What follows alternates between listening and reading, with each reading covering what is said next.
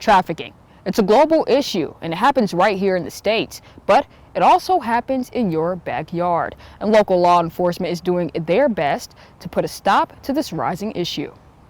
Concern that I have from the law enforcement side is that this crime has been occurring. It is just a crime that occurs along with other crimes. And in years past, it has just not been recognized for what it was. It has been either mislabeled or called something else. Detective Chad Benson has been in law enforcement for 15 years and saw his first human trafficking case in 2014. He said that case involved a house here in Nampa that had some prior history with law enforcement. There are other issues, the fights, the stolen property, all those things occur with it. So as we try to handle those, it takes somebody at some point to realize that all those are feeding a bigger issue. After that call and conducting several interviews, police returned to the home. That's when we realized that there had been a lot of responses to that house for a lot of different things.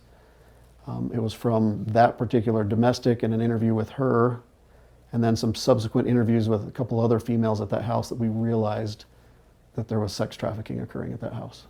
Benson says around 15 victims were being trafficked out of that house in Nampa, and Lindsay Watson is a survivor from being trafficked in that same house. I just met the wrong people, and I became homeless because I got pregnant, and I had nowhere else to go. So I contacted one of the bad people that I had met, and they took me to the trap house. From there, the next 2 weeks were unimaginable for Watson, but her saving grace was going into labor. I ended up giving birth to my baby girl, and the traffickers, like I said, cut it with a rusty knife and tied it with string, and my placenta wouldn't come out, so I was bleeding to death. And I asked them if I could go to the hospital, and to my surprise, they took me. That trip to the hospital saved Watson and her child's life.